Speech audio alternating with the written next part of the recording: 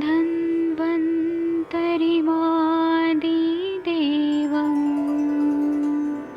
सुरासुरैर्वन्दितपादपद्मं लोके जरामृत्युनाशं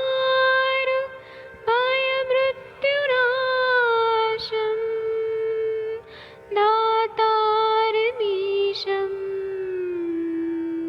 विविधौषधीनां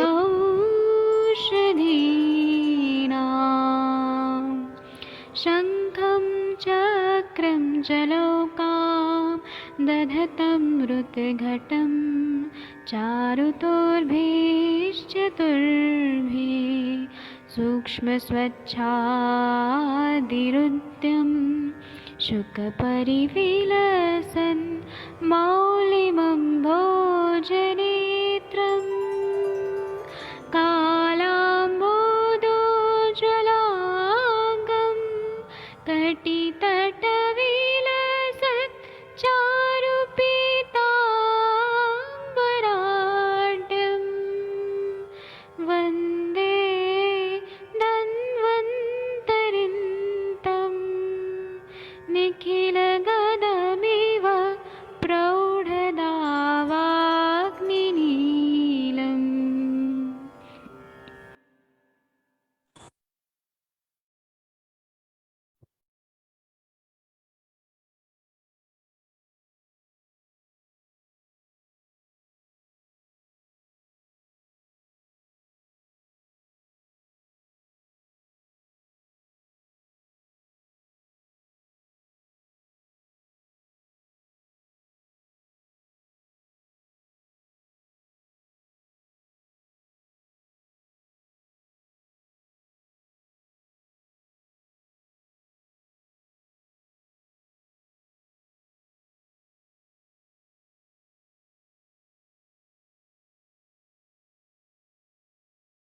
प्रणाम सभी लोगों को। मैं वैद्य अरविंद पाठक पुणे महाराष्ट्र से आप सभी लोगों का स्वागत करता हूं।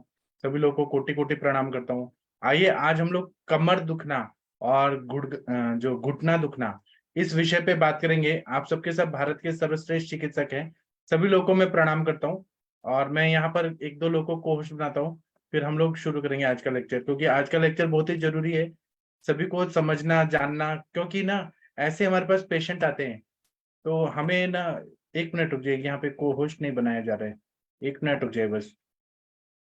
मैं यहाँ का अभी लेक्चर शुरू कर रहा हूँ, यहाँ पे थोड़ा नेटवर्क में प्रॉब्लम आ रहा है, एक मिनट बस रुक जाइए, एक मिनट। तो हम लोग जो कमर दुखना इन सब पे जो बात करेंगे, यह सब आप लोग भी बताएंगे। आप लोग के पास भी पेशेंट आते हैं और आप लोग का भी बहुत ज्यादा अनुभव है ये विषय पे। चलिए हम लोग शुरू करते हैं, एक मिनट रुक जाइए। हम्म।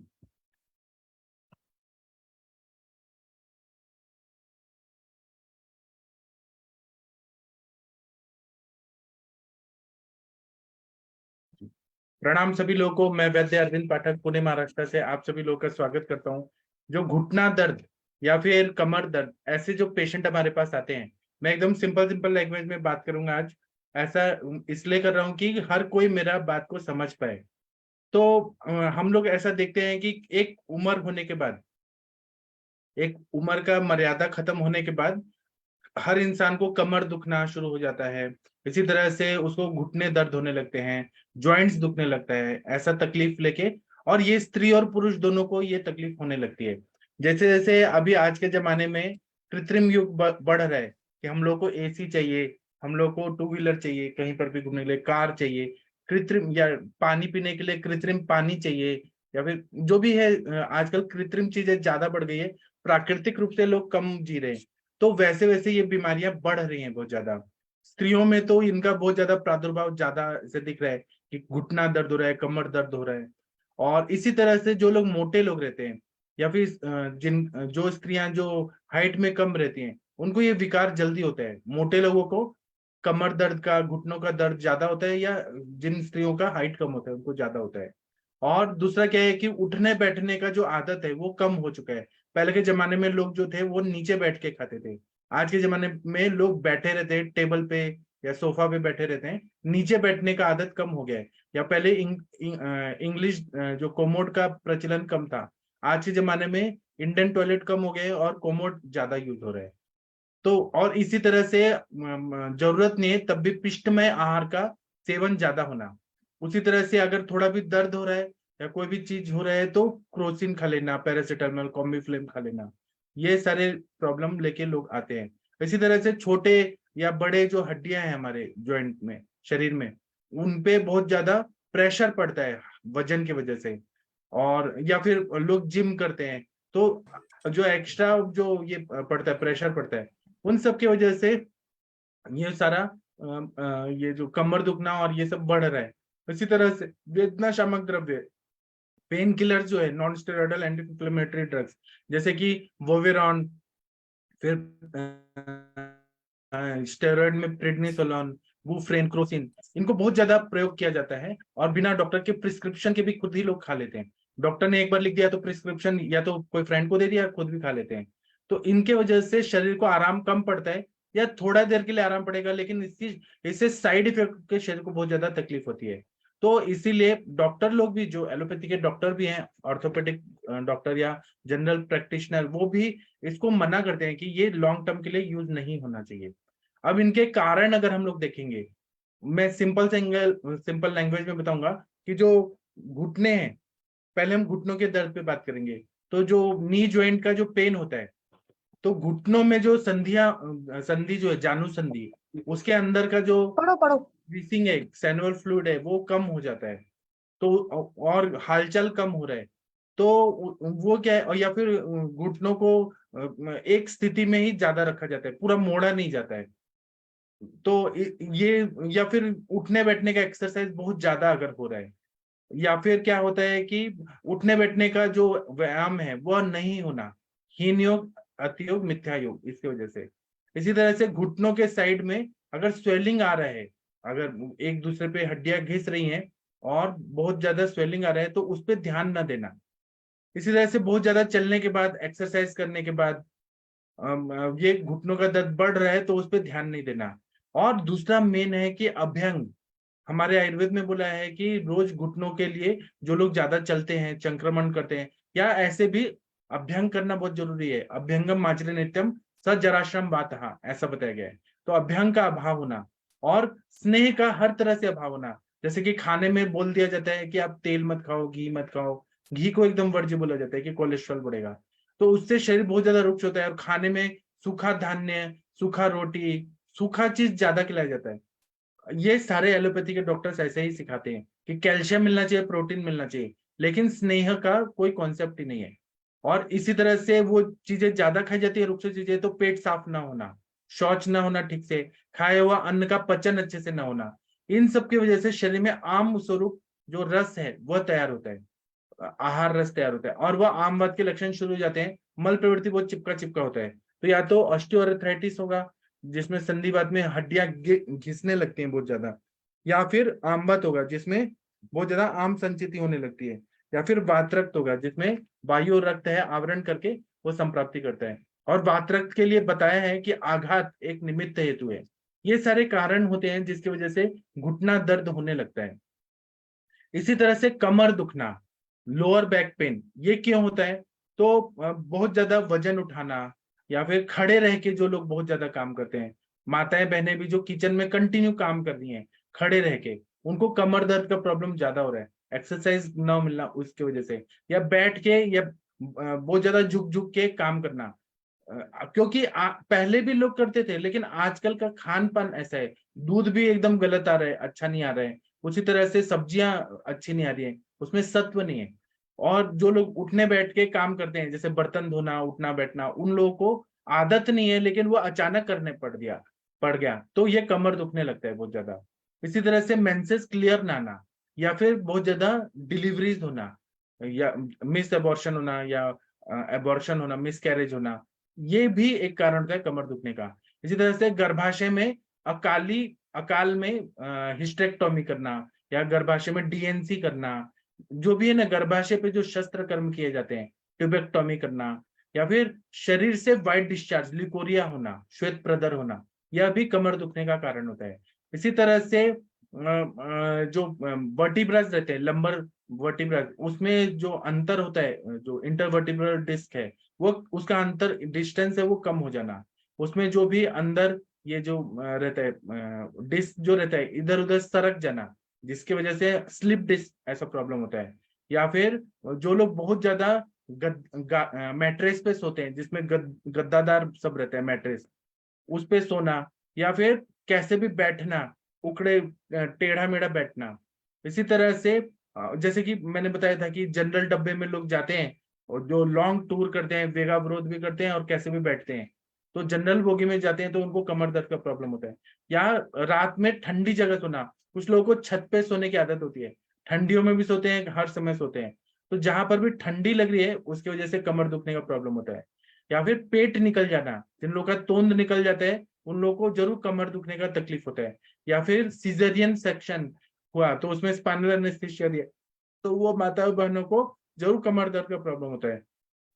इस तरह से पेट में गैस होना, जो मल प्रवृत्ति है वो अच्छे से ना होना, इसी तरह से आमांश, पेट में आम संचिति बहुत ज्यादा होना, यह भी कमर दुखने का कारण होता है। ये मैंने हेतु बताए। अभी आप लोग बताइए, आप लोग के हिसाब से कमर दुखना और घुटना दुखना का और क्या कारण हो सकता है?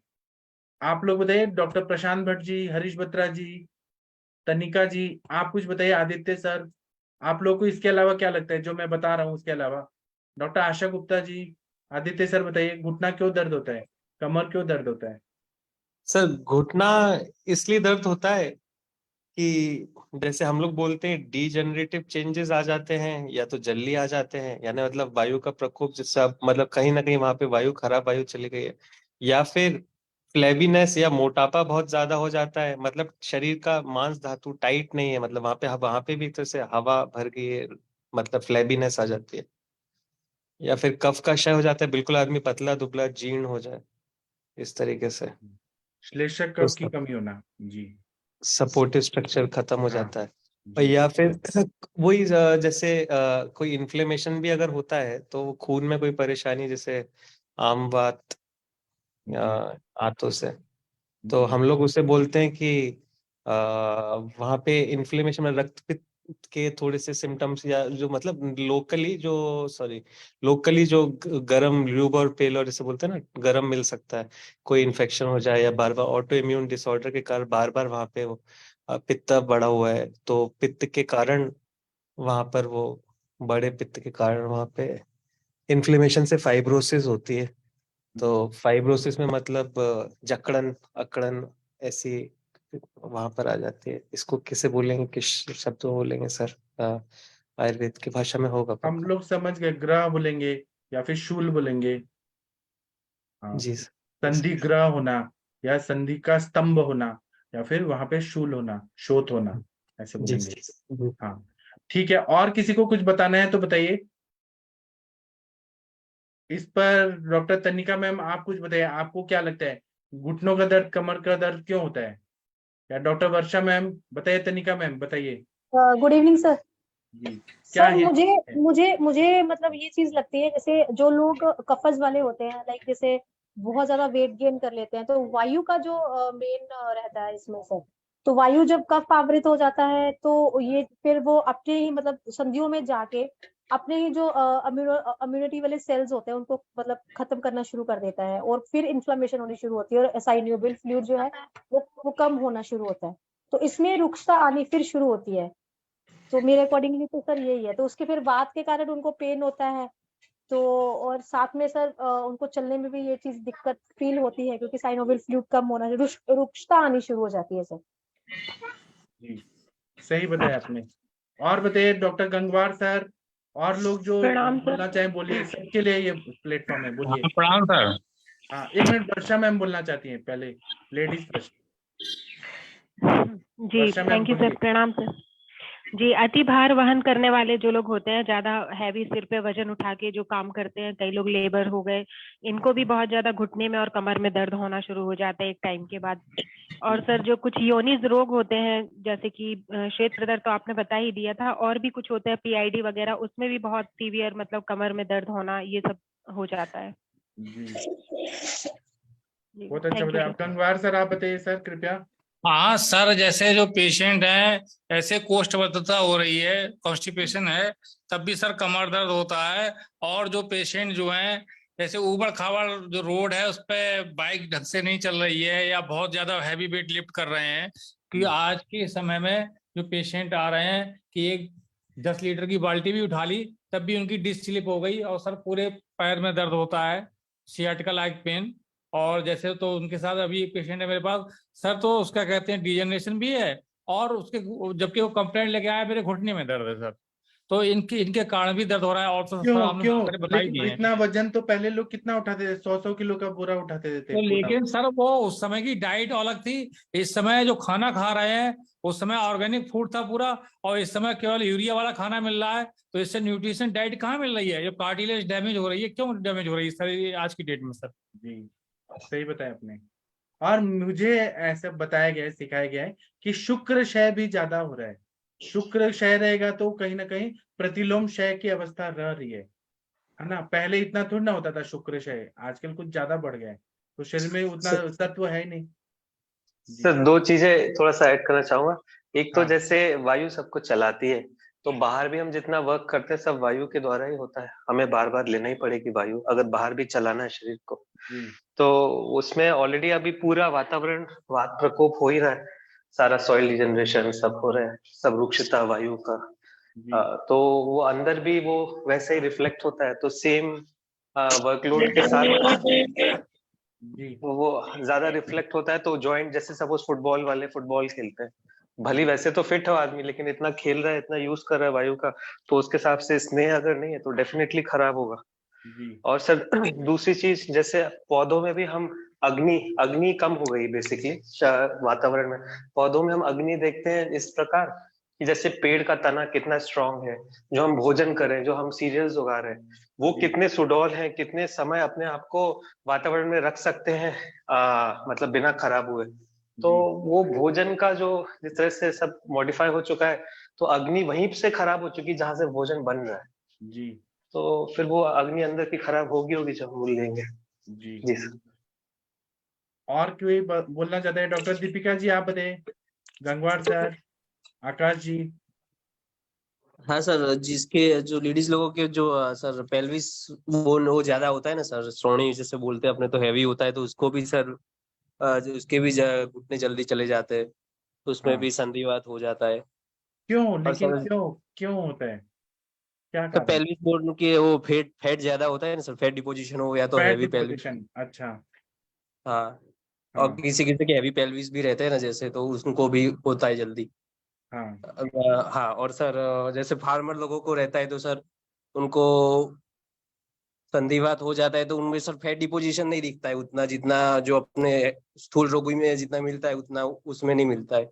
जी सही बताया आपने। तो ये सब हेतु हमें निकालना पड़ेगा कि वात का प्रकोप कब, क्या आहार विहार हो रहा है, रात्रि जागरण हो रहा है क्या, बहुत ज्यादा चलना फिरना हो रहा है क्या, वेगावरोध हो रहा है क्या, अति मैथुन हो रहा है क्या? अरविंद सक्सेना सर आप कुछ इस पे बोलेंगे? सर हाँ माधुरी स्नेह मैम। भी नहीं देते हैं ना, स्नेहन भी नहीं देते तो सर आप अपने पान। पेशेंट को क्या बोलती हैं कि क्यों स्नेह लेना है, क्यों, क्या जरूरत है? सर तो म्हणजे मराठी में हम बोलते हैं ना, वंगन मिलना चाहिए, सांदे सांध्यांना वंगन, मतलब सब हिंदी में हम बोले ना उसको ग्रीस, क्या साइनो, लुब्रिकेशन, लुब्रिकेशन होना चाहिए, ग्रीसिंग होना हाँ चाहिए। लुब्रिकेशन, हाँ होना चाहिए। इसलिए तो ग्रीस पान चाहिए, थोड़ा तो तेल चाहिए खाने में सर। पूरा ही बैन करोगे तेल ग्रीस तो फिर वो नहीं होता है सर, तो बराबर। दर्द बढ़ना लगता है इसके जी ये तो। हाँ डॉक्टर अरविंद सर एक आप क्या बताइए? हाँ बोलिए बोलिए। सर एक चीज और बताना चाहती हूँ, जैसे ये मेनोपॉजल लेडीज होती हैं तो एस्ट्रोजन डिप्लीशन के कारण ना तो कैल्शियम जो है अब्सॉर्ब नहीं हो पाता, तो जी उसके कारण भी जो अस्थि धातु से होना शुरू हो जाता है और उसके कारण भी जॉइंट्स पेन होनी शुरू होती है सर। जी बहुत बढ़िया बताया आपने। हाँ डॉक्टर अरविंद सर आप कृपया बताइए सर। हाँ सर, सबको नमस्कार मेरा। सर देखिए, जब भी शूल तो या कुछ भी होगा तो वात की वृद्धि आती है, करेक्ट सर। और वात की वृद्धि में दो ही कारण बोले गए हैं, क्रोधे क्षयात वायु या मागावरण या दोषा अवरत पथे अथवा, करेक्ट। तो अगर क्षय है वो संप्राप्ति सबसे लास्ट में जाती है सर, पहले आवरण निकलता है, या तो कफ का आवरण होगा या कफ पे वात का आवरण होगा, या पित्त की वजह से होगा, या पित्त का वात पे आवरण होगा, या लास्ट में, सबसे लास्ट में क्षय का होता है। मतलब आमावस्था, पचमानावस्था, पक्वावस्था, पचमानावस्था, फिर पक्वावस्था। अब रीजन क्या होता है वात का दर्द क्यों होता है? क्योंकि वात का जैसे तत् खलु रूक्ष रूक्ष रूक्ष लघु शीत, ये सब गुण तत् लघु शीत गुरु, तत् लघु शीत खर पिशद खर। अब इसके लिए चरक में बोला गया तख्त दोष खरु सुशीर कराणी शरीणाम। तो वो जो वायु की वजह से रूक्ष शीत और सुशीर करता, शरीर को करता है, और वहां पे वायु वायु प्रवेशति, और उसके बाद आप्यन्ते, और उसके बाद प्रकोपित अवस्था आती है। मतलब वायु की वजह से उस ऑर्गन या आशय में सुशीलता आ जाती है, फिर वहां पे वायु स्थित हो जाती है, और फिर वो एक तरीके का अवरोध करने शुरू कर देती है। जो नॉर्मल चैनल्स होते हैं, नॉर्मल पैसेज होता है, नॉर्मल फ्लो ऑफ हार्मोन, कफ या कुछ भी समझ लीजिए उसको, या अस्थि धातु या कुछ भी हो, उसको अवरोध करना शुरू कर देती है, और उसके बाद क्षय अवस्था आती है। मतलब लास्ट में क्षयाद वायु आता है। तो चूंकि वायु का बोला गया है पक्वाशय कटि शक्ति स्पर्शेंद्रिय तत्व, उसके अलावा भी सबसे ज्यादा जरूरी है पक्वाशय ही वात का स्थान बोला गया है। क्योंकि अंतिम अवस्था पाक, कटु अवस्था पाक में जो वायु बनती है, उसकी वो ही विकृति, वो ही जो है शरीर का संचालन या विकृति की अवस्था का कारण बनती है। अगर अनुलोमन हो रहा है वात का, तो फिर डिटोरेशन नहीं होता है। अगर प्रतिलोम गति हो जाती है वायु, तो वो क्षय करती है। मतलब नॉर्मल फ्लो ऑफ जो शरीर में 5 वायु बोली गई है, उसके प्रतिलोम चलने की वजह से वो विकृति करती है। जैसे या समा, इसमें यहाँ पे आवरण आया है कि अपान आवृत समान ग्रहणी, अपान आवृत व्यान, जनरलाइज वो सूजन या गति अपक्षेपण उपक्षेपण में आता है। उदावर्त भी इसी में आता है कि वो अगर उदावर्त में जैसे व्यान आवृत अपमान का बोला गया है, गहणी में समान आवृत अपमान बोला गया है, श्वास काश में जैसे प्राण आवृत अपमान या उदान आवृत अपमान बोला गया है। क्यों? ये सब आवरण, फिर ये बाद में आवरण निकलते हैं, क्योंकि ये वायु का वायु पे आवरण आया है। वायु का कफ पे आवरण, वायु का पित्त पे आवरण, और वायु का वायु पे आवरण। जब आवरण निकल के आता है तब फिर वो क्षय या उसका अवरोध शुरू होता है। अपान का व्यान पे आवरण होगा तो मलमूत्र या शुक की अति प्रवृत्ति होगी। तो यह अग्नि पे व्यान का समान पे आवरण होगा तो अग्नि ओज बल का नाश होगा। तो ये क्षय दिखाता है कि वायु का वायु पे आवरण हो गया, और वायु की प्रतिलोम गति ही वायु का आवरण शो करती है। Right sir? जी, बहुत बढ़िया बताया आपने, बहुत बढ़िया बताया आपने। क्षय का भी संप्राप्ति बता दिया, आवरण का भी बता दिया, और वायु का प्रकोप का भी। जैसे कप में तो शायद श्लथ अंगत्वम बोला गया है जी, श्लथ अंगत्वम बोला गया, और समान का बोला गया, समान पे सर्वांग पे बोला गया, सर्वांग को पितो भात गात स्फुरण भंजनम। मतलब गात और स्फुरण भंजन करती है। तो ये हर एक बात का एक क्लियर सिम्टम बोला गया सर, कि वो वहां पे गुदा में बोला गया, तो गुदा में जंगा उरु कटी पाद ब्रश रोग शोषे, मतलब जंगा उरु कटी प्रश्न।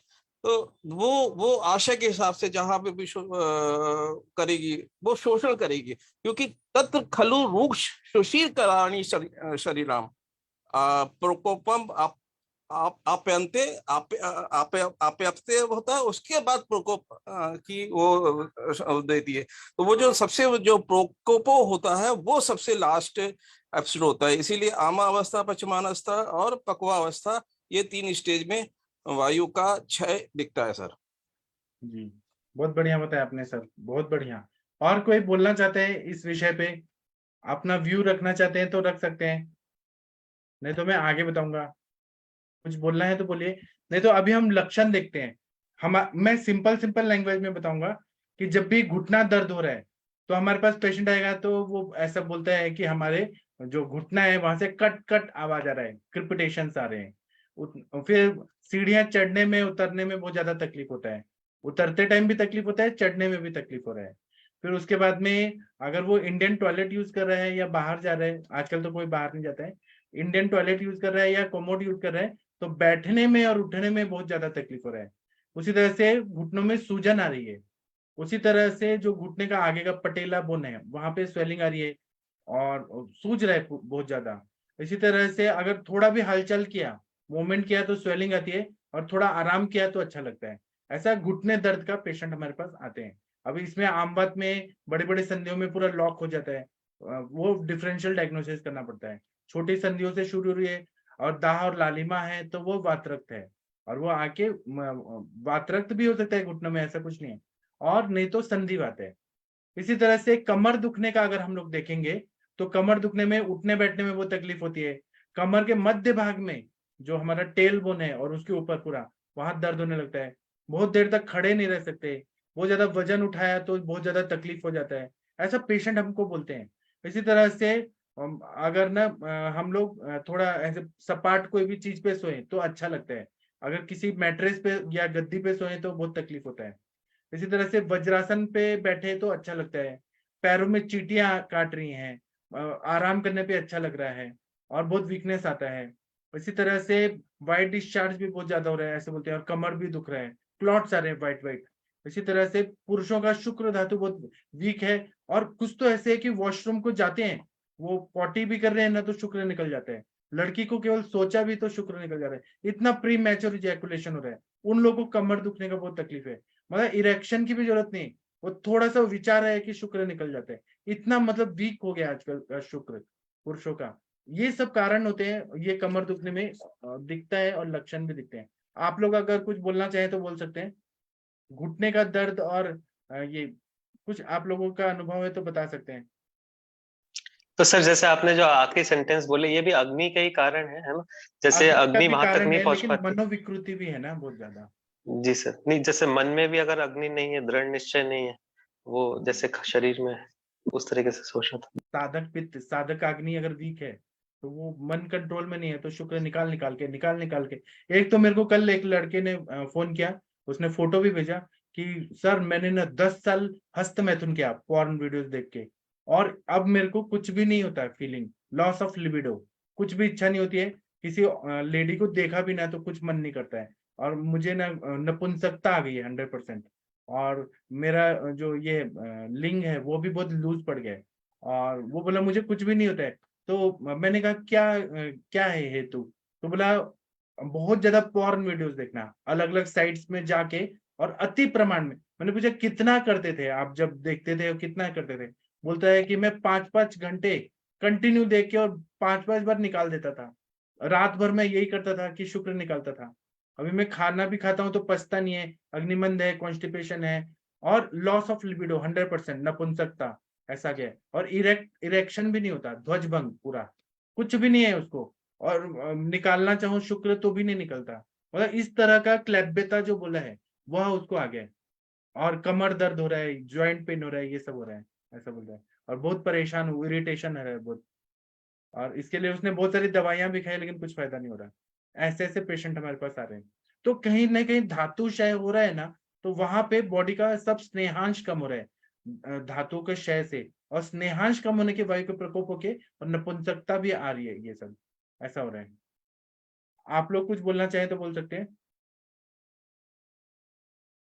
इसमें हमारे पास जब भी पेशेंट आते हैं ना, तो जहाँ पे घुटनों में दर्द हो रहा है तो उसको स्वेलिंग कितना है, कटकट आवाज कैसा आ रहा है, स्पर्श गर्म है कि नॉर्मल है वो देखना है, आमवत है कि संधिवात है कि वातरक्त है वो देखना है, और हमें देखना है कि घुटनों का कितना मूवमेंट हो रहा है ऊपर नीचे। और इसके लिए एलोपैथी के ऑर्थोपेडिक डॉक्टर भी अलग अलग विधियां अपनाते हैं, वो ऐसे हैमर होता है उससे वो करते हैं कि रिफ्लेक्स आ रहा है कि नहीं, ये आप लोग को मालूम होगा। कमर दुखने में हम देखते हैं कि स्वेलिंग है क्या, या स्लिप डिस्क जैसे, तो एमआरआई, सीटी स्कैन, एक्सरे, ये सब कराते हैं, और वहां पे स्पर्शा सहत्व है क्या, कितना डिजेनरेटिव चेंजेस है, मल प्रवृत्ति साफ है कि नहीं, पेट में आम संचित है कितना, ये सब हम लोग देखते हैं। और चिकित्सा करने के टाइम पे हम लोग MRI और CT स्कैन, एक्सरे से देखते हैं कि कितना वर्टिब्रास में डिजेनरेटिव चेंजेस आए या फिर स्लिप डिस्क है, तो किस तरह से इलाज करें। गर्म पानी के जो हॉट वाटर बैग है उसका अगर गर्म देते हैं शेक तो उससे थोड़ा अच्छा लगता है, या कुछ उष्ण लेप देते हैं तो अच्छा लगता है क्या। इस हिसाब से हमें आगे का ट्रीटमेंट का पता चलता है कि ये आम बात है तो किस तरह से रुक्ष स्वेद चलेगा क्या, या फिर स्निग्ध स्वेद या अभ्यंग से फायदा होगा कि नहीं, ये उपशय अनुपशय से हमें पता चलता है। और अगर बहुत ज्यादा सीढ़ियां चढ़ने उतरने में तकलीफ हो रही है तो उसमें हम लोग अभ्यंग वगैरह करते हैं तो फायदा हो रहा है कि नहीं। अगर कृश व्यक्ति है तो उसका वजन कम हो गया है, क्यों वो कम हो गया है वो हम लोग देते हैं। स्थूल व्यक्ति का जो घुटना दर्द है, कमर दर्द है, वो अगर हमने वजन कम किया तो फायदा होगा कि नहीं। इस तरह से उपशय अनुपशय से हमें पता चलता है। अभी आप लोग बताइए, मैं फिर चिकित्सा पे डिस्कस करूंगा। आप लोग इस पे कुछ बताना चाहें बता सकते हैं, लक्षणों पे या डिफरेंशियल डायग्नोसिस पे। डॉक्टर अरविंद सर, आपके पास कैसे पेशेंट आते हैं, घुटने का दर्द, कमर दर्द, थोड़ा एक्सप्लेन करिए सर। हाँ सर, इसमें आपका देखिए तीनों ही संप्राप्तियां उड़ के आती हैं। आम का भी आते हैं, वातरक्त के भी आते हैं और संधिवात के भी आते हैं। तो तीनों की संप्राप्तियां वही स्टेज के हिसाब से होती है। जैसे स्टार्टिंग में आम दृष्टि हो रही है तो फिर आम की मिलती है, इसीलिए वायु को भी उपस्थित और निरुपस्थित बोला गया है ना कि सर आम से आवरण है या आम का बाग का आम का आवरण है ये। उपस्तंभित तो वायु या निरुपस्तंभित वायु, उपस्तंभित हाँ, वायु तो आम वो यूज करते हैं। हाँ तो वो पेशेंट की स्टार्टिंग होती है। और वो कई बार आम की चिकित्सा करने से भी जोड़ों का दर्द ठीक हो जाता है।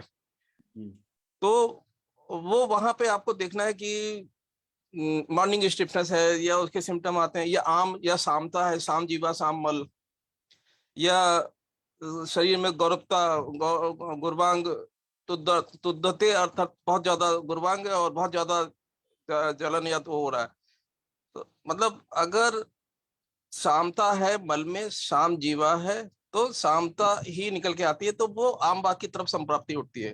वातरक्त में तो एक अलग ही निकलता है कि उसमें अपने अपने कुपोषित कारणों से या तो वात और रक्त अलग अलग दूषित होते हैं। तो वो एक उसमें बोला गया है कि सर वो छिन्नी देव चरयंती बकरी कुर्बश्च वेगवान, मतलब जो वायु और पित्त की अलग मतलब पित्त की वजह से अलग रक्त का वृद्धि हो जाती है और उधर वायु भी बड़ी हुई होती है। तो छीरती हुई छिन्नी देव चरयंती बकरी, मतलब जो संधियां छोटी छोटी नसों में होती है वहां पे वो इतना तेज प्रेशर से और काटते हुए चलती है।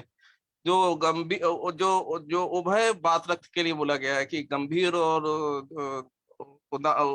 ऊपर का दोनों जो में बोला गया है, उदान और गंभीर में दोनों में, मतलब अगर क्योंकि हमारे पास संप्राप्ति जब आती है पेशेंट तो वो दोनों के ही सिम्टम आते हैं। तो वो वातरक्त की संप्राप्ति होती है। और जब क्षय निकलता है तो क्षय में जो है बोला गया है कि जो है वो वहां पे एक तरह की मूवमेंट फ्लेसिटी जब जहाँ पे बिल्कुल ही खत्म हो जाती है, मतलब वहां पे शिरा स्नायु संकोच हो जाते हैं। तो शिरा स्नायु संकोच मतलब वहां पे इवन मूवमेंट स्लाइट मूवमेंट भी बहुत पेनफुल होती है। तो वो तीसरी संप्राप्ति ओवर के आती है। तो वो हमको देखना पड़ता है सर कि कौन सी स्टेज पे पेशेंट आया हमारा, प्रोकप संचय प्रेशर व्यक्त या कौन सी स्टेज पे पेशेंट चल रहा है, तो उसके हिसाब से सर चिकित्सा करनी पड़ती है। ये उपशय अनुपशय से मालूम पड़ता है कि किससे उसको स्नेहन से आराम मिल रहा है या स्नेहन से उसका उपशय नहीं हो रहा है या रूक्ष शोध है। और अल्टीमेटली तो वात और आम को तो लेके सर चला ही जाता है कि वो वहां पे क्या कौन सी स्टेज पे कौन सी अवस्था में वात की पेशेंट है सर। Right sir. बहुत बढ़िया बताया सर आपने, बहुत अच्छे से एकदम अंशांश कल्पना से आपने बताया है जी। इसमें हमारे सर बोलते हैं कि कोई भी वात रोगी है ना तो आप सबसे पहले वायु का अनुलोमन कर दीजिए। तो एरंड तेल को शुंठी के साथ देके पेट साफ कर दीजिए तो उसका पेन कम हो जाता है, कमर दर्द हो या घुटनों का दर्द हो। मैं कुछ बता देता हूँ फिर आप लोग बताइए। इसी तरह से हम लोग हर तरह के पेन में, कमर दर्द और घुटने का दर्द में लाक्षा गुगुल, सेहनाथ गुगुल, गोक्षरादि गुगुल, आरोग्यवर्धिनी वटी, ये हम लोग देते हैं गर्म पानी के साथ, भूखे पेट देते हैं और शाम को देते हैं, तो इससे बहुत अच्छा फायदा होता है।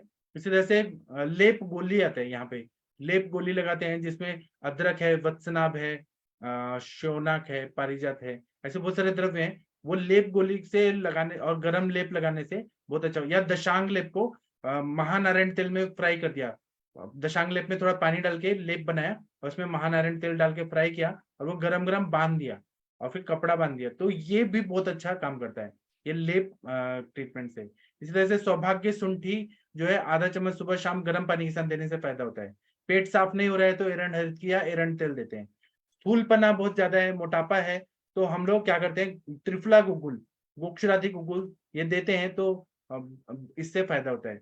इसी तरह से खून की कमी है तो चंद्रप्रभावटी, सिंहनाथ गुगुल, पुनर्नवा मंडूर, ताप्या तिलो, नवायस लो, ऐसे द्रव्य देते हैं। अगर बहुत ज्यादा आवाज आ रही है, कट आवाज आ रही है, तो अश्वगंधा घृत या पंचतिक्त घृत या गुगुल तिक्त घृत हम 1-1 चम्मच सुबह शाम देते हैं। अगर पेशेंट बहुत आर्थिक परिस्थिति उसकी अच्छी है तो अश्वगंधा पाक सुबह शाम देते हैं, तो अश्वगंधा अवलेहम या पाक देने से बहुत अच्छा फायदा होता है। इस तरह से महानारायण तेल, इसका अभ्यंग करते हैं घुटनों में, या फिर हमारे पास हॉस्पिटल में आते हैं तो हम ये देते हैं, जानू बस्ती देते हैं, उससे बहुत अच्छा फायदा होता है। इसी तरह से गर्म पानी में नमक डाल के और पानी का ऐसे कपड़ा डुबो के और उससे सेक देने से भी बहुत अच्छा, घुटनों को सेक देने से ऑस्टियोआर्थराइटिस, संधिवात में बहुत अच्छा फायदा होता है। कुछ कुछ लोगों को सेहनाथ गुगुल से एलर्जी रहती है, तो संधिवातारी गुगुल या चंद्रप्रभावटी, या चींटियां आ रही हैं तो उसमें चींटियां काटने जैसा हो रहा है, टिंगलिंग हो रहा है, चंद्रप्रभावटी बहुत अच्छा फायदा होता है।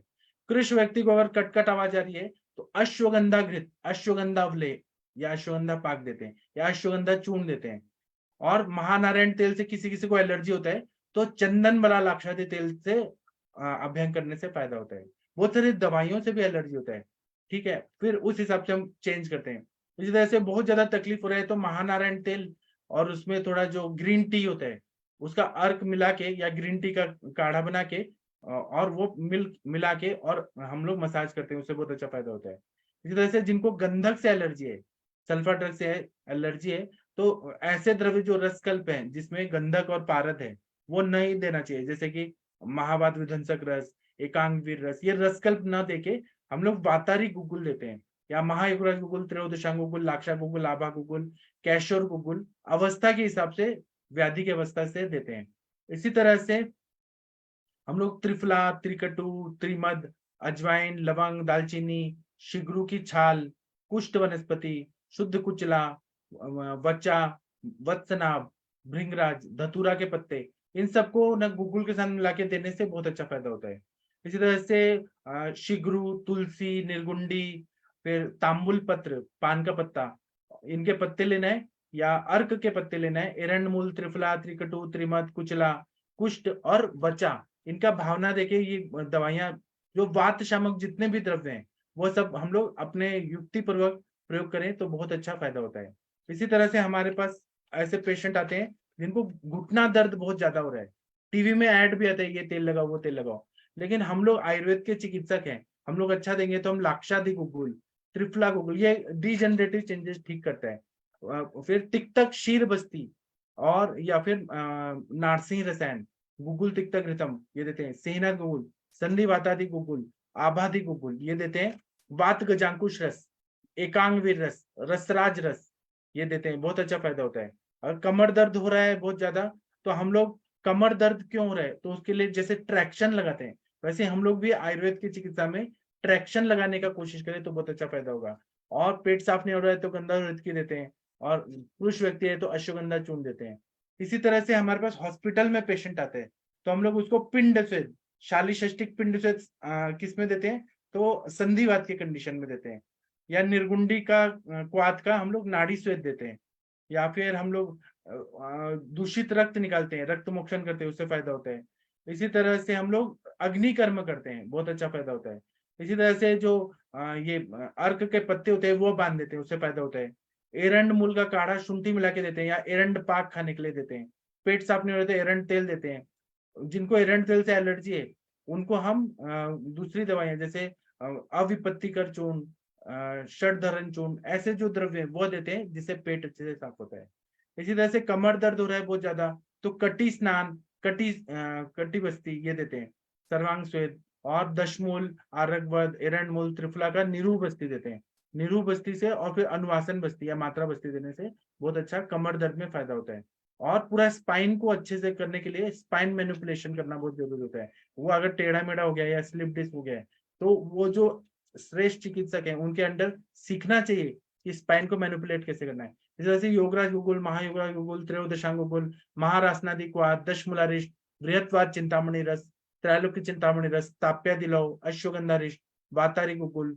फिर योगासन, अलग अलग तरह के योगासन करने से कमर में और घुटनों में बहुत अच्छा फायदा होता है।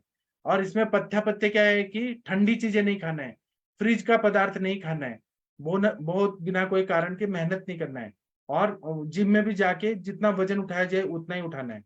और अगर इसमें हलचल करने से अच्छा फायदा हो रहा है और स्नेहन करने, पेशेंट को बोलना है जैसे कार में ओवरऑयलिंग करते हैं, हमारे मोटरसाइकिल में ओवरऑयलिंग सर्विसिंग करते हैं, वैसे हम आपको वंगन करके देंगे। इसलिए बस्ती, मात्रा बस्ती ये सब करना बहुत जरूरी होता है। और पेट साफ नहीं हो रहा है तो पथ्य में एक रोटी का जो आटा होता है उसमें थोड़ा सा एरंड तेल डाल के दे दे, सुबह रोज का रोज पेट साफ हो जाएगा।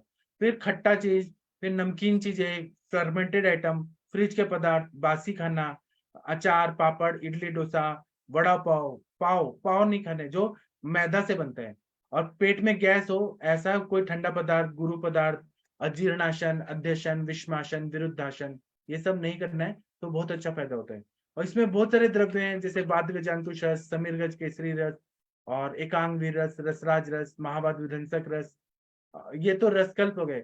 गूगल में तो इतने सारा वाइड रेंज है हमारा, स्वर्णकल्प में भी बहुत सारा है। तो ये सब हम करते हैं। और हमारे पास घुटना दर्द, कमर दर्द के पेशेंट आ रहे हैं, तो डायग्नोसिस क्या करना है कि वात विकार है क्या, आमवात है क्या, संधिवात, संधिगत आमवात है क्या, पांडु है, अस्थि विकार है, अस्थि में शौशीरता, ऑस्टियोपोरोसिस, ऑस्टियोपेनिया ये क्या, दुर्बलता है, मधुमेह, साइटिका, किडनी स्टोन, कॉन्स्टिपेशन ये है क्या। और पेशेंट को हमें ये बोलना है कि क्रोसिन जैसे दवाइयां आप बार बार मत लीजिए, जो non steroidal anti inflammatory drugs हैं, paracetamol, Crocin, Brufen, Combiflam, aspirin, Disprin, ये सब नहीं लेना है लॉन्ग टर्म के लिए, नहीं तो उससे साइड इफेक्ट होता है। और स्टेरॉइड्स भी लोग जो ऑर्थोपेडिक डॉक्टर देते हैं उसका भी इम्यूनोसप्रेसेंट जो रहते हैं दवाएं, कॉर्टिकोस्टेरॉइड्स, उससे भी साइड इफेक्ट बहुत होता है, बोन डेंसिटी कम हो जाता है। इस तरह से सेकना, अभ्यंग करना, लेप लगाना, इससे करने से पेशेंट को बहुत अच्छा फायदा होता है। फ्रिज के पदार्थ नहीं खाना है, नमक कम खाना है, और किस चीज से फायदा हो रहा है, किस चीज से बढ़ रहा है वो देखना है हमें, तो हमें पता चलता है। और दूसरा लाक्षा जो रहता है ना, एक तरह का गोंद होता है, वो संधानेगढ़ में लाक्षा बोला है। तो हम लाक्षादि गुगुल जब देते हैं उसके साथ में हम लोग अर्जुन, फिर बला, ऐसे और अस्थि पोषक वटी और कुकुटांग त्वक भस्म ये सब जब देते हैं तो बहुत अच्छा फायदा होता है। हमारे पास स्लिप डिस्क, स्पॉन्डिलाइटिस ऐसे शब्द वाले जो पेशेंट लेके आते हैं डायग्नोसिस, अलग अलग चिकित्सा फिर अलग अलग हो जाता है। इसी तरह से चंदन बना लाक्षादि तेल, लाक्षाघृत, ऐसे बहुत सारे द्रव्य देने से बहुत अच्छा फायदा होता है। अब आप लोग बताइए चिकित्सा में आप लोग इसके अलावा और क्या दे सकते हैं जो मेरा रह गया है, कुछ बोलिए आप लोग। दीपिका मैम, गंगवार सर, आप लोग क्या देते हैं जॉइंट पेन के पेशेंट को, कमर दर्द के पेशेंट को? बोलिए बोलिए। प्रणाम सर। हाँ जी मैम बताइए। सर धारा तेल की धार भी छोड़ सकते हैं सर? जी, तेल घुटने धारा पे रहता है या कमर पे परिषेक? तेल हाँ धारा, जी, तेल परिषद, उससे भी काफी आराम मिलता साउथ में तो सर पत्र, हाँ जी बोलिए। सर पत्र पिंड स्वेद करते हैं आयरन और अर्घ पत्र से। जी, कोट्टम और चुक्या सर हमें बताया कि उद्वर्तन भी बहुत अच्छा काम करता है।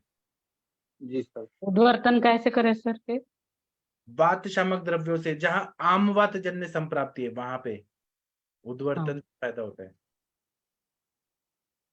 हाँ, और बताइए गंगवार सर, आप कुछ और बोल रहे थे। और सर जैसे क्या कहते हैं, जैसे स्वेलिंग वगैरह है, आम बात जन्य है, तो सर क्या कहते हैं, तो पोटम चुक्याली चूर्ण का लेप लगा दीजिए, तो भी जी फायदा करता है। और जी ये पोटम चुक्याली आयल जो आता है, चिंचियादी आयल आता है, जी तो ये काफी फायदा करते हैं। और अगर ऑस्टियोजन है तो सर जो मैं प्रयोग करता हूँ जनरली, तो जैसे आपका महानारायण तेल है, या फिर चंदन वाला वो दाक्षादी तेल है, या फिर सर सहचर आदि तेल है, और कटिस्फूल है, सहचर आदि तेल है सर, अच्छा इस तरह से। हाँ, जी और सहचर तेल की मात्रा बस्ती। जी, जी सर। बहुत अच्छा बताया आपने। दीपिका मैम आप कुछ बताइए, आपके पास तो इतने सारे पेशेंट आते हैं। हाँ बताइए मैम। नमस्ते सर।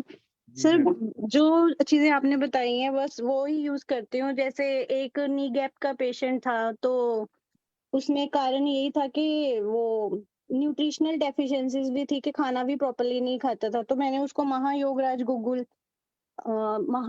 गुगुल, रासना और अश्वगंधा आदि ले शुरू किया था और नर्सिंग रसायन दिया था। तो उसमें उसको काफी फर्क लगा। और साथ में आप जैसे स्वेलिंग काफी ज्यादा थी, पहले तो गर्म पानी में वही नमक डाल के उसको उसमें डिप करने को बोला था।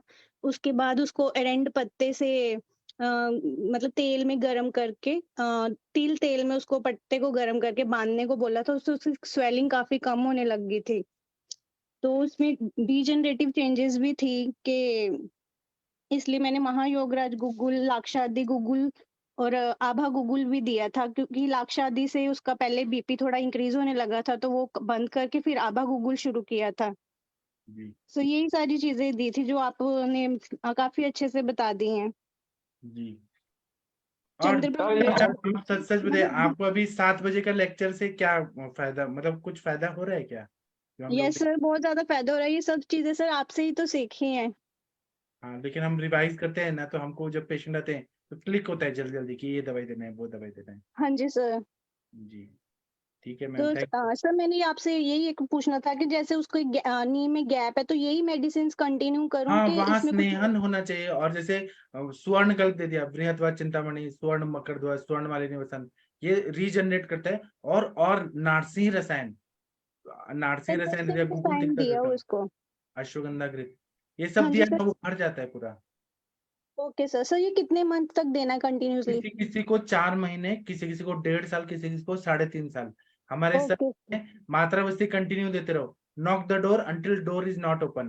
तब तक खटखटाना है जब तक दरवाजा कोई नहीं खोलता। जब तक बीमारी है तब तक करते रहना है, करते रहना है, करते रहना है। हाँ जी सर। सर एक चीज और बतानी थी। एक वो, वैसे तो किसी कंपनी को प्रमोट नहीं करना, वो एक पेन विन आती है वैद्यनाथ की, उसके भी बहुत अच्छे रिजल्ट थे पेन में और स्वेलिंग में भी। जी उसमें रासना और पारिजात, शलकी और अश्वगंधा ही डाला हुआ है। जी मैम। आप कहाँ पे प्रैक्टिस करती है मैम? सर मेरी गवर्नमेंट प्रैक्टिस ही है ये, पंजाब में, गुरदासपुर में। जी, तो वहां पे तो ये सारी दवाइयाँ आती ही होंगी सारी।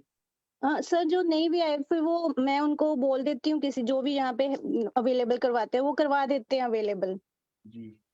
और आप पूरा दिन में कितने पेशेंट देख लेती हैं, ऐसे बात रोगी ये सब कितने देखती सर हैं? ये तो अब डिपेंड करता है, कभी गायनी के ज्यादा हो जाते हैं, अदरवाइज एक दिन में मेरे बहुत ज्यादा नहीं होते हैं, 25 के लगभग। मुझे 20। यही पूछना था कि इतने सारे पेशेंट हैं, आयुर्वेद का कितना स्कोप है मैम, कितना सर स्कोप है? बहुत सर, पहले से काफी इंक्रीज हो गए हैं, मतलब लोग आयुर्वेद पे ट्रस्ट करना शुरू हो गए हैं। जी। और आप ये बस्ती और ये स्नेहन के लिए क्या करती हैं? सर बस्ती के लिए मेरी यहाँ फैसिलिटी नहीं है कोई गवर्नमेंट में, मैं फिलहाल सिर्फ संशमन चिकित्सा ही करती हूँ। हाँ, तो आप अश्वगंधा घृत 1 साल के लिए खाने को दे दीजिए ना, उसमें क्या है प्रॉब्लम?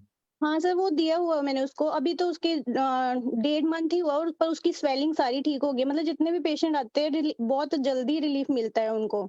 जी। और आप हेतु सेवन भी बंद कराती होंगी उनका? हाँ जी सर, वो निदान परिवर्जन तो पहले नंबर पे ही है कि जो निदान जिस कारण से व्याधि हुई है उसको तो बंद करना ही पड़ेगा पहले। जी, बहुत सर अच्छा बताया। डायबिटिक पेशेंट को अश्वगंधा पाक दे सकते हैं क्या? नहीं, मीठा है ना मैम। हाँ जी। अश्वगंधा चूर्ण लीजिए, मीठा चीज नहीं देना है उनको, क्यों देना है, शुगर ओके क्यों ओके। बढ़ाना है? सर फिर उसमें हम लोग सिर्फ नर्सिंग चूर्ण दे सकते हैं? हाँ, आप उसमें अश्वगंधा घृत दीजिए ना, वो भी दीपन ठीक है। पाचन करके, क्लेद नहीं बढ़ना चाहिए। ठीक है सर, एक्चुअली मेरे पास एक पेशेंट है तो वो हाँ डायबिटीज पेशेंट है। हाँ। तो उसका डायबिटीज तो मतलब काफी अभी नॉर्मल हो गया, क्योर हो गया। और अभी क्या है सर, उसकी नीज पेन है क्योंकि काफी पेशेंट उसमें कफ धातु का काफी इम्बेलेंस है, काफी पेशेंट ओवरवेट है। तो उसका वेट लूज करने के लिए मैं उसको योगा वगैरह और एक्सरसाइजेस वगैरह तो करती हूँ, लेकिन नी पेन के लिए भी मैं एक्सरसाइज ही करवाई।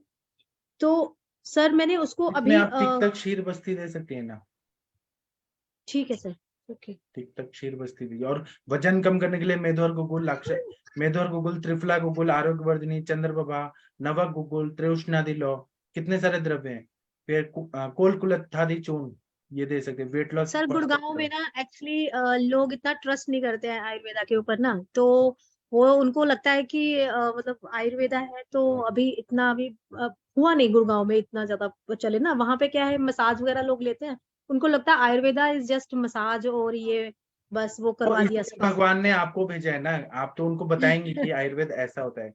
हाँ जैसे जी सर, हाँ अपने जी हम सर। बीज रोपते हैं तो वो अच्छा बन जाता है पौधा, आपको रोपना है, आपको सिखाना है लोगों को, ये आयुर्वेद है। जी सर, जी। Thank you ma'am. और गंगवार सर, आप कुछ बोलना चाहेंगे इस विषय पे? हाँ सर, ये सर जैसे पेशेंट को, ऐसे पेशेंट को मैं देता हूँ जल्दी सर, क्या कहते हैं, जैसे हर सिंगार के पत्तों का और क्या कहते हैं सहजन के पत्तों का जूस सर, जी उनका काढ़ा मिला के पिलाओ तो बहुत फायदा होता है सर पेशेंट को। जी, बहुत अच्छा सर बताया। मेरा एक पेशेंट, सर मेरा इस तरह एक पेशेंट है, मुझे समझ में नहीं आ रहा है मतलब मैं सही जा रहा हूँ या ट्रैक पर गलत जा रहा हूँ। उसको सर क्या कहते हैं लंबर रीजन में हार्निटेड डिस्क भी है और डिस्क बल्ज भी है, और क्या कहते हैं ये L5 वर्टिब्रा जो है वो सैक्रम से मतलब जुड़ भी है, जुड़ रहा है। तो सर पेशेंट के है, जो पेशेंट कंप्लेंट लेके आया ज्वाइंट पेन के लेके आया, तो मुझे लगा कि ज्वाइंट पेन ना होकर और उसके एक्सरे वाला वो कोई ऐसा कोई मतलब कार्टिलेज वाला डैमेज नहीं है, छोटा मोटा है, 55 ईयर एज है उनकी, फीमेल पेशेंट है। तो सर तो मैंने उसे एडवाइस किया एमआरआई, तो एमआरआई भी ये निकल गया, तो मैंने सर उसकी कटी बस्ती वगैरह कर रहा हूँ, कटी बस्ती, स्नेहन स्वेदन और क्या कहते हैं आपका पत्रपिंड स्वेद। तो पेशेंट ये कह रहा है कि जब तक ये प्रोसीजर चलता है तब तो आराम रहता है, घर जाके दिक्कत हो जाती है मेरे को। नहीं तो और करना पड़ेगा ना सर, वो बहुत ज्यादा रुक्ष हो गया है, बहुत ज्यादा डिस्क बल्ज है, मतलब सोचिए वो बल्जिंग मतलब अंदर से वो कैसे बाहर फेंक रहा है, डिस्क बल्ज है ना, वहां पे और स्नेहन होना चाहिए।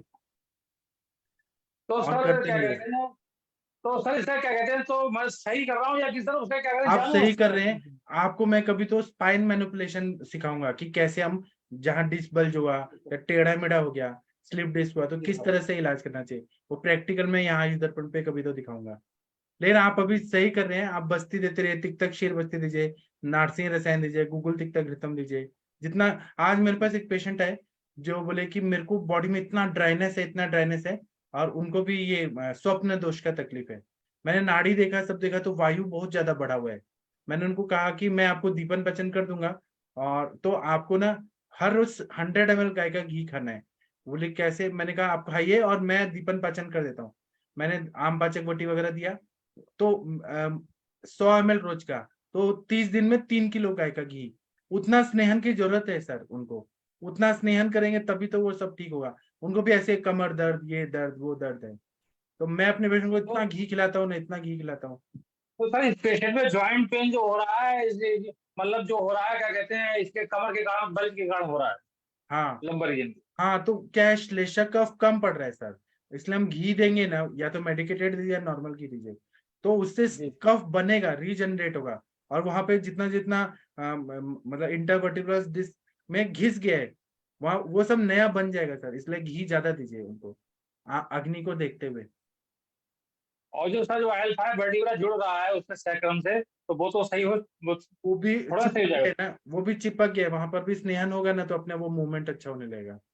अच्छा ठीक, थैंक यू सर। लेकिन इसमें टाइम लगेगा, पहले ही बता रहे हैं, 4 महीना मिनिमम, मैक्सिमम 1.5 साल या 3.5 साल टाइम अरे लगेगा। सर वो 10 दिन कटी बस्ती वाला करने को तैयार नहीं है सर पेशेंट, क्या बताइए सर। जादू नहीं कर सकते इतना जल्दी, 10 दिन में नहीं ठीक होगा, टाइम लगेगा।